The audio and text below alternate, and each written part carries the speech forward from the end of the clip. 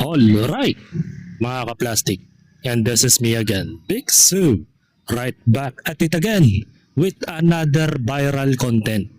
At isang masukero o maskulado at gatas na gatas hanggang sa dugo na lumabas ang aking tatalakay ngayong araw na ito o gabi sa inyong lugar. At ang tatalakayin po natin mga ka-plastic ay ang tungkol na naman po kay Tomogachi, mga ka-plastic, ang hirap niyang banggitin sa bibig, no? At ito na naman, after nung nangyari dito kay Wangbo, mga ka-plastic, ay meron na naman pong lumabas na patutsada. Kumbaga parang meron na namang umiepal na ibang mga vlogger. Meron na namang pumapasok. At meron na namang gustong humamon kay Tomogachi. Kasi ito si Tomogachi kasi, marami na ring mga bashers to na gustong hamunin yung pagkalalaki niya. Pag sinasagot naman ni Tomogachi, hindi naman maset-set ang kanilang mga suntukan, di ba? Baga parang in short, wala tong mga payag, puro mga pasaring lang at keyboard warrior, mga ka-plastic. So, ang pag-uusapan naman natin ay dahil sa natapos ang insidente dun sa panghampas ni Tomogachi kay Wangbo ng isang tako at nagdulot ito ng matinding injured kay Wangbo at nadala ito agad sa ospital at mabuti na lamang ay nabuhay pa tong hindorotot na nilanang na ito, ay meron na naman mga umepal na dalawang vlogger na gustong hamunin itong sa Tomogachi, mga ka-plastic. So ito yung mga corresponding na message ni Tomogachi sa mga umaaway sa kanya. Pero bago lahat, lumang iba. Pakinggan po natin yung mga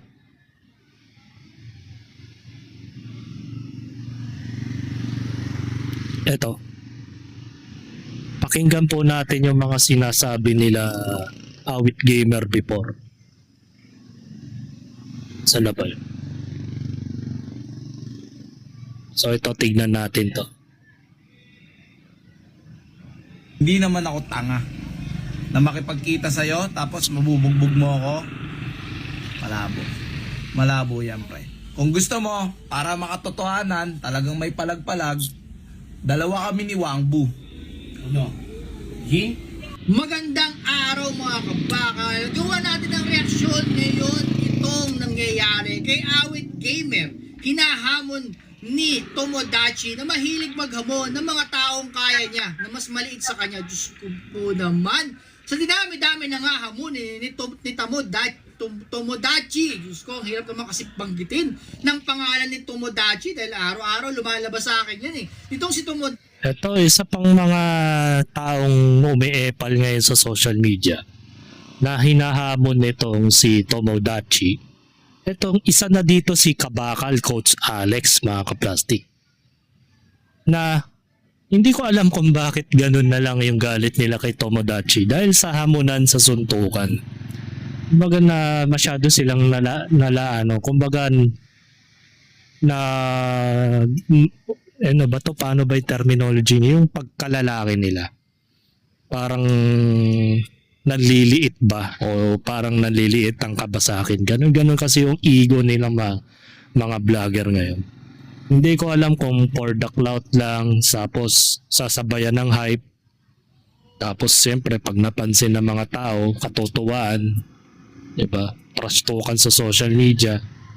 Isa na dito si Kabakal at meron pang isa, si Wolf Palomar, mga ka-plastic, isa sa mga umiepal din, mga ka-plastic. So mahirap kasing mag-judge between of them dahil siyempre ang pinagmulan lang naman nito yung altercation lang nila ni Wangbo. Tapos biglang lumitaw tong dalawang vlogger na umiepal, di ba? So, panoorin natin ang mga opinion nila. Ay hinahamon niya nga itong si Awit Gamer. Diyos ko ba naman? So dami-dami na nga hamunin si Awit Gamer. Hamunin mo na rin Tomodachi, si Wamos, para talagang makita natin kung gaano ka Kabading maghamon ng mga kaaway. Diyos ko, Awit Gamer. Pero panoorin mo natin ang video ni Awit Gamer. Ito po ang clip ng video. Hindi naman ako tanga na makipagkita sa'yo tapos mabubugbog mo ako. Malabo. Malabo yan, pre. Kung gusto mo, para makatotohanan, talagang may palag-palag, dalawa kami ni Wangbu. Ano? G? Dalawa kami ni Wangbu. Na parang naging wrestling, no? Handicap match, Wangbu, Pit Awit Gamer versus Tomodachi for the handicap match in our WWE Raw or SmackDown. Diba? Palag-palag na, 2-1. Parang tanga. Isang tako lang yung ginawa ni one hit combo lang. Umiyak na tong si Wangbu, mga kaplastic. Siguro dito na rin nagsimula yung altercation. Kasi bago pa yung sakuna, ito na pala yung ginagawa nila Awit Gamer. Binubuli na nila si Tomodachi. Ito si Tomodachi, siyempre hindi naman yan magpapadaig sa mga hindorotot na mga taong to dahil alam naman nilang ampaw lang yung mga tapang nito eh. Tapos may umiepal pa ito, si Kabakal, tsaka si Wolf Palomar. What the hell? Kasi parang pinapalabas nito nila Kabakal Alex, tsaka ni Wolf Palomar. Yung mga kinakastigo ni Tomodachi.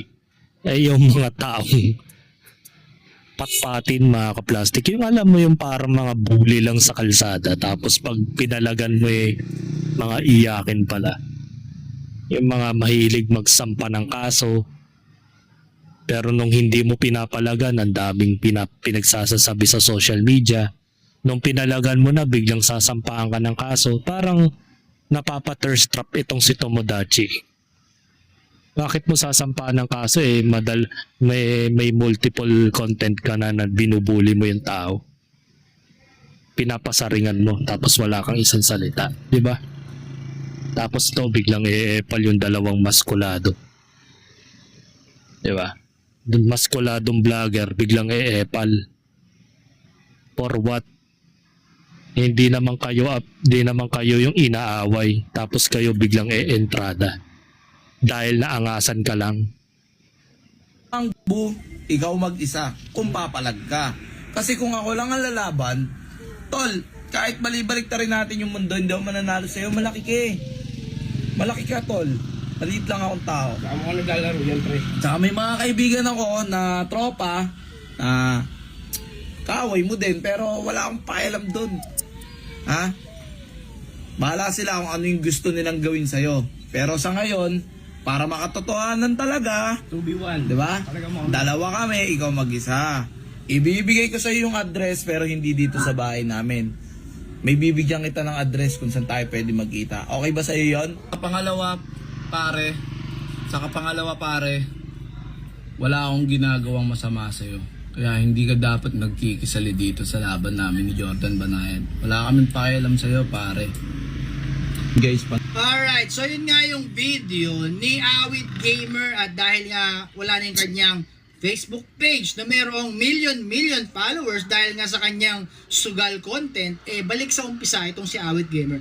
At ito nga, hindi talaga maghahamon itong si Tomodachi ng mas malaki sa kanya or kasing laki niya dahil lang gusto lang niyang patulan at gusto niya magpakita sa mga sumusuporta sa kanya, siya nang babanat ng mga maliliit.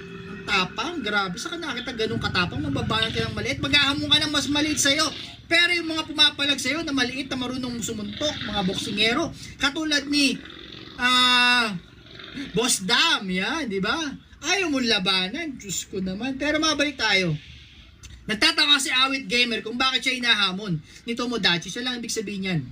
Kahit itong si Awit Gamer, wala na yung kanyang Facebook page na merong million followers, kilala pa rin naman ito. Pangalawa, dahil alam ni Tomodachi na kayang-kaya si Awit Gamer. Diyos ko, napakaliit lang ni Awit Gamer. Nung nakasama ko si Awit Gamer, nung kami nasa Battle of the YouTubers, pamaliit yan. I think 5'5 ang height ni Awit Gamer.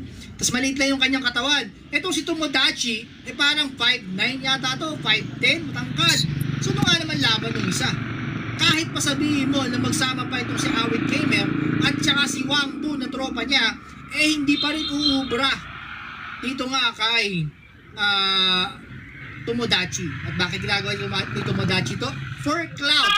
Diba? Naghahanap siya ng hahamunin niya na kaya niya para kung sakaling pumalag, papalagan niya.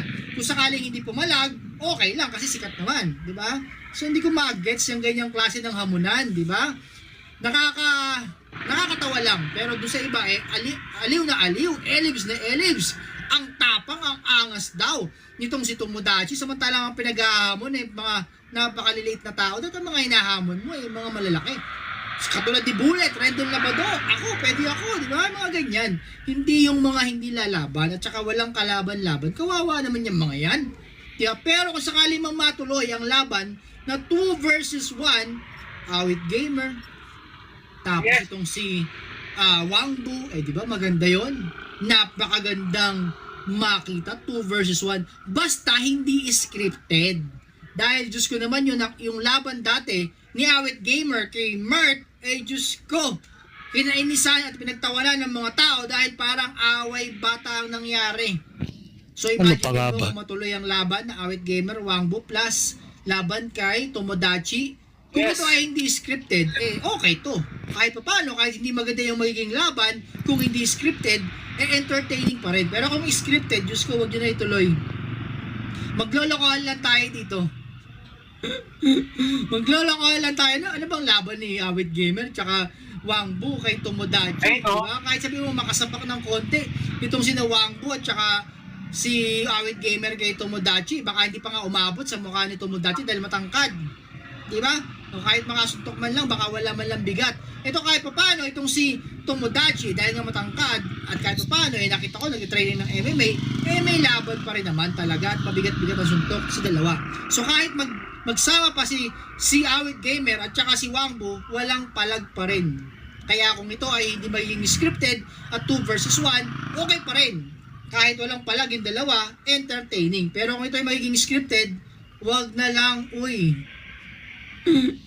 Pero again, suporta pa rin naman ito kay Awit Gamer. Dahil nga naman wala na ang kanyang million followers. So paggawa ng reaction sa kanya at paggawa ng reaction dito kay Tomodachi, makakatulong sa kanila at sa akin. Para syempre, kumita tayo. At syempre, magbigay tayo ng ating totoong salubin, totoong reaction na walang bias, wala akong pakialam sa kanila kung hindi gawa sila ng reaksyon. Pero gusto ko silang mapanood na maglaban talaga kung maglalaban. And honestly, personally, ay kilala ko itong si Awit Gamer. So far naman, mabuting tao para sa akin itong si Awit Gamer nung nakilala ko siya. Walang masamang tinapay dito kay Awit Gamer. Pero dito kay Tomodachi, hindi ko siya kilala. Kaya nag-react lang ako based sa akin nakikita. Pero ano ang inyong opinion? Sa tingin nyo nga ba may palag si Awit Gamer at saka si Wangbu kay Tomodachi at matutuloy nga kaya ang kanilang laban? At pabor nga ba kayong maghamon lagi itong si Tomodachi ng mga mas maliliit sa kanya? O para may iba naman maghamon siya ng malaki? Amunin niya si Eruption. Yun ang maangas, hindi yung hamunin mo, Awit Gamer. Hamunin mo na lang si Wamos.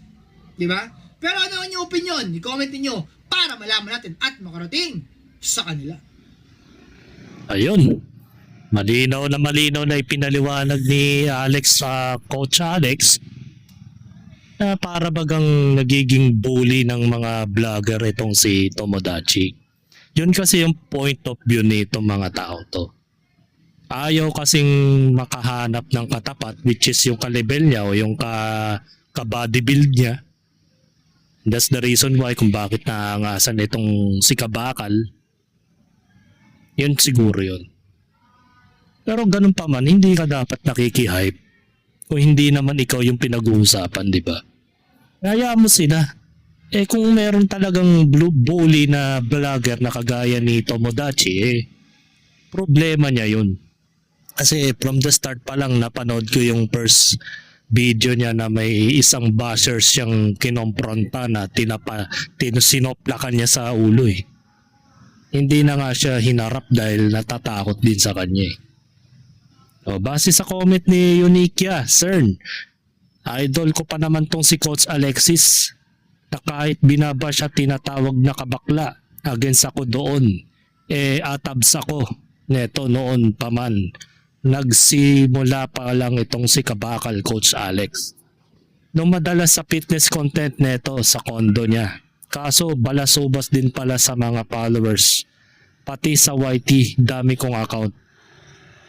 Unfollow bro, lumalabas na ang tunay na kulay. Peace out. So parang may nadismaya. Napakaiyakin mo pala. Lakas mo mambash kapag pinatulang ka, iyak-iyak ka dyan. Magsama kayo ng idol mo, hindi ka kawalan. So yon. Kabakal o kabak? Kabakla pala o do ka. Ikaw nga nung sinapok ka halos magsasampa ka pa ng kaso. Sa sapok lang yun ha. Binash na kita, sasapakin ko pa mukha mo. King ina mo, bastos ka, makita lang kita sa personal, sasapakin kita. Tignan mo, king ina mo, kang kabaklaan ka. Bakyo ka, king ina, dapat, naku, puro mura. Mamaliit lang daw kaya ni Tomodachi, nanood ka nga sa mga vlog niya. Mamaya ikaw hamunin, biglang atras ka na naman parang kay Boss Bullet noon. So may mga taga-subaybay din pala si Tomodachi na hindi rin para lang mga maliliit na tao yung mga binubuli niya. Hindi mga malalaking tao rin. Depende kasi yun sa hype o angas ni. Diba? Ewan ko ba bakit may mga lumilitaw na vlogger na bully? Diba? Bakit yung nag-gym malutong yung sampal, malaki yun? Try mo kaya magamo ng hindi kilala at di ka kikita sa million views, Tomodachi. Ayun. Alam mo kasi yung mga hamunan-hamunan na yan, portion, tapos kino-content, hype po tawag doon, hindi po yan ano. Halata naman mga scripted yan at mga nakikipag-coordinate yung mga vlogger na yan na kunwari nag-aaway talaga. So, panoorin naman natin ang isang umiepal na si Wolf Palomar, mga kaplastic. So, yun yung tingnan natin yung reaction niya. Coach, may nabasa ako May pinagmumura ka ni Tomodachi. Yung may hinampas sa sa bilyaran. Alam mo pare, hindi naman kasi maganda yung ginagawa mo. Kahit sabihin natin nakainom yung tao, mali pa rin yung ginagawa mo na nangahampas ka. Siyempre, nakainom yun, wala sa katinuan. Yung mga ginagawa mo kasi, foul na foul yan. Sa social media, nag-content ka para sabihin lang maangas ka eh. Di ba? Pero dito ka, sige, sit tayo. Nagmumura ka lang naman eh. Sige, sinabihan na kita dati na yung pumunta ka sa address ko. Pero ngayon, pinapadayo mo ko, ibigay mo address mo. Pupuntahan ka namin. Gab, ano masabi mo? Master, isang suntok lang yan. Tulog agad yan. Diba? Huwag ka masyado maangas kasi hindi kami natakot sa'yo. Butain ka lang eh. Huwag mo sabihin na sikat, bakit sikat ka ba? Grabe. Coach. Hindi ko alam kung bakit kailangan ninyo magpa-hype sa social media. Kung gusto nyo ng hamunan, personal na lang, huwag na ninyong gawa ng content. Maraming batang nanonood, mga kaplastik. Sabi ni Alexander Marbel, Master Wolf Palomar, try nyo mag-set ng octagon ring para pareho kayo may pera sa laban. Kaso, pag napuruan mo, kulang pa ang kinita niya sa pa-hospital niya. St. Peter at PhilHealth. Pero nakita ko kay Tomodachi, hirap siya sa kickboxing training. Awkward mga galawan niya, hindi siya sanay sa MMA gym. Hindi katulad natin na veterans na tayo sa martial arts. Mga fighters, disiplinado tayo. O, di ba? From the word disiplinado, martial arts. Di ba kayo? Mga martial artists kayo. Ba't kayo papatol sa orthodox na tao na walang alam sa martial arts?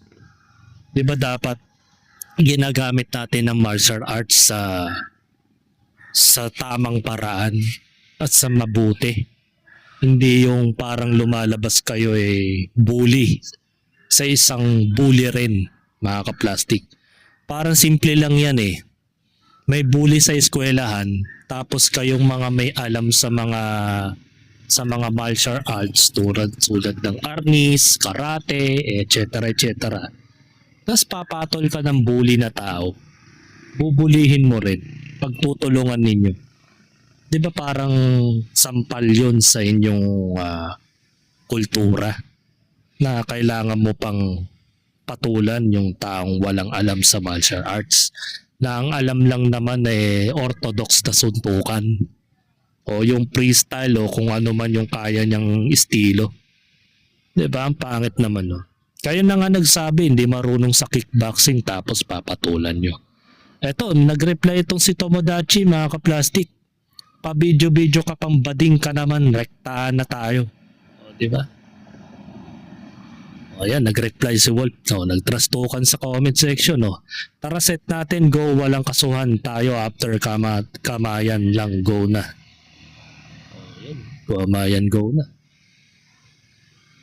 Kaso wala na yung Battle of the YouTubers, ni Boss MG kasi na-issue kasi yun Kaya nawala So yun, dito na sila nagtatrastukan, mga ka-plastic. Galit na galit si Tomodachi.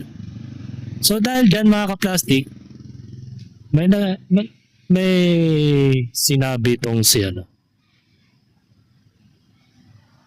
Ito. Pakinggan naman natin ang side ni Tomodachi, mga ka-plastic. Tol, yung video ko na to hindi ko na kayo ipapansinin. Kung sa tingin mo, malabo ba sa Bonong Pusit, pumunta ka dito. Magumbong nga, mga bagumbong Caloocan. Pumunta ka dito para makita mo kung malabo pa sa Bonong Pusit yan. Yun na lang. Ito na mas matagal. Okay, malapos na yan. So yun. Hindi malaman kung sino ang pupunta sa inyo. Si Wolf Palomar ma pupunta sa iyo o si ikaw ang pupunta kay Wolf Palomar. Actually, meron namang gym dun sa kanila at imposible namang walang ring dun. Bakit di na lang dun kayo mag-set? Ba't kailangan mo pumunta dito sa bayan? Magde-date ba kayo? Baka namang sorry to say Tomodachi baka kasi ibang pagpunta yan. Suntukan, walang magaganap na suntukan pagpunta dito na yan, pinangako ko yan. Oo, bigla na lang umurong, mga ka-plastic. Nag-flex lang si Wolf Palomar, mga ka-plastic. Samantala nung unang video niya, minumura-mura niya si Wolf Palomar dahil epal daw.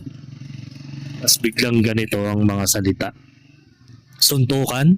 Walang magaganap ba suntukan pagpunta dito niyan? Pinapangako ko yan. Wow. Kasi wala kasi siyang alam sa martial arts.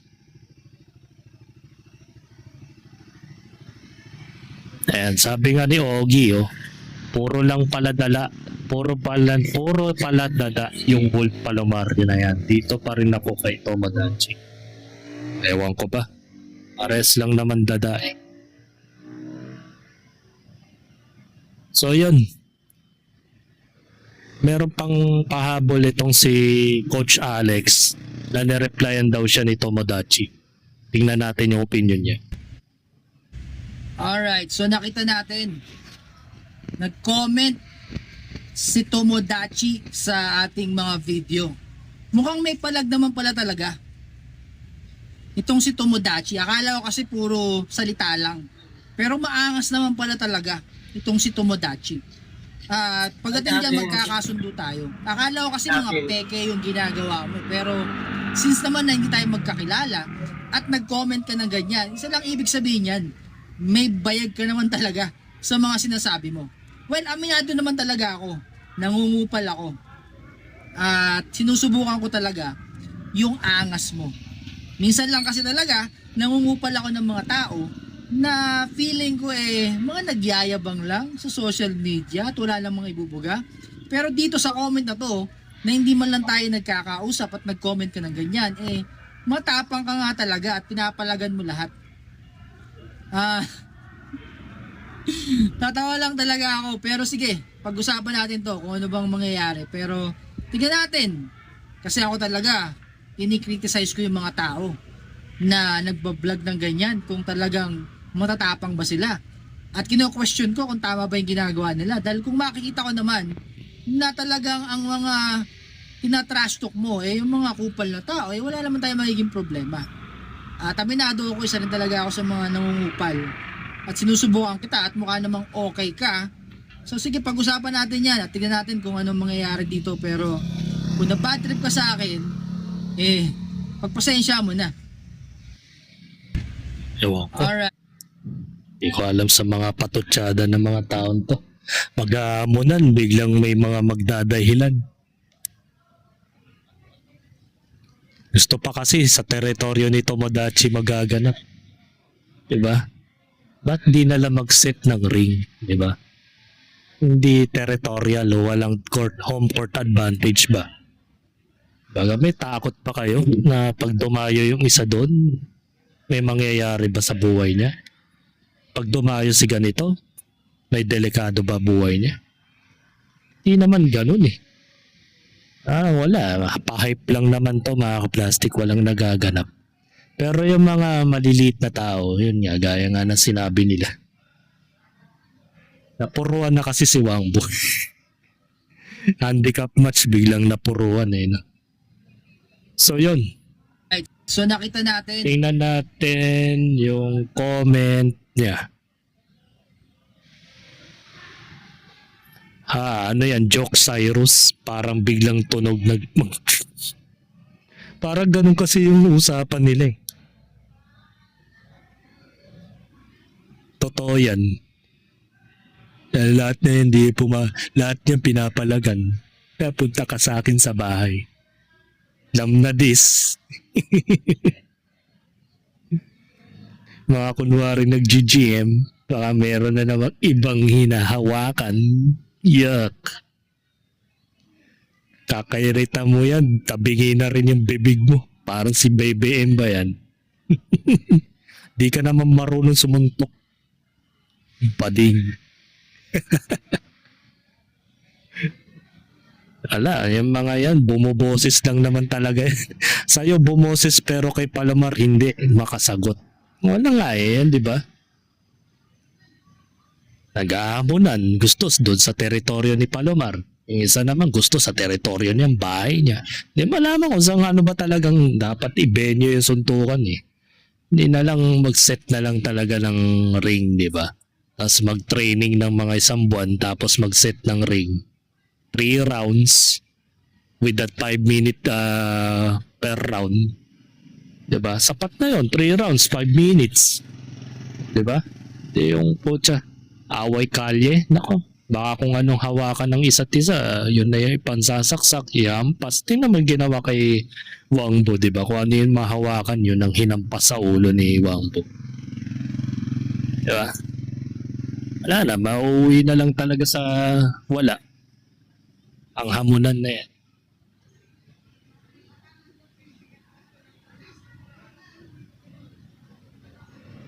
So ito pa ang patutsada ni Palomar, mga ka-plastic.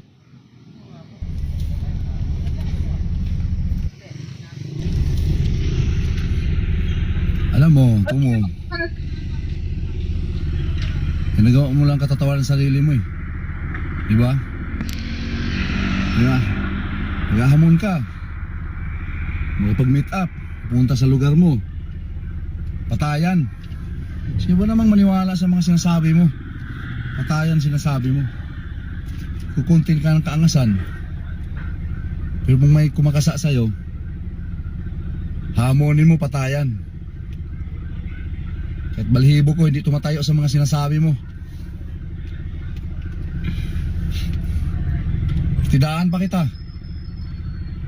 Pustahan tayo Pag manalo ka, bernakel tayong dalawa sa kalsada. Isang milyon mo, panalo 2 milyon pag manalo ka sa akin, walang awatan. Yun lang yun. Pero pag sabihin mo na patayan, sino namang mga bobo maniwala dyan? Malabo pa sa sabaw ng pusit mga sinasabi mo. Pumunta ka kasi. Gusto mo lang yung patulan mo, yung maliit, yung mga walang kakayahan sa'yo. Natural. Nagiging kawawa sa'yo yan. Dati kinukul out kita doon sa amin. Sabi mo, pupunta ka. Hindi ka naman pumunta. Yan lang yun, boy. Tsaka huwag kang magmura. Hindi naman kita minumura. Pero social media yan. Nagko-content ka ng kaangasan mo, di ba? Yan, papalagan kita. Tagal lang kitang gusto palagan. Oo, sabihin natin, matanda. Matanda ako sa'yo, pero subukan mo. Nakikita mo yung angas mo. Okay, magsabi ka kung kailan. Yung patayan. Malabo yan. Sino bang maniniwala sa patayan na sinasabi mo? Gusto mo, hantuhan tayo. Yun lang yun. Ganun kasimple lang kung talaga matapang ka. Diba? Matalo mo ako, okay lang. O di, mas lalo kang mag-iingay. Diba? Kahihiyan ko. Yun lang yun. Natural, nasa mundo ka ng pagkukontent eh. Content mo, kaangasan. Natural, maraming gustong bumili sa tapang mo. Pero yung mga sinasabi mo na patayan, maabot sa sukdulan, labo yung sinasabi mo.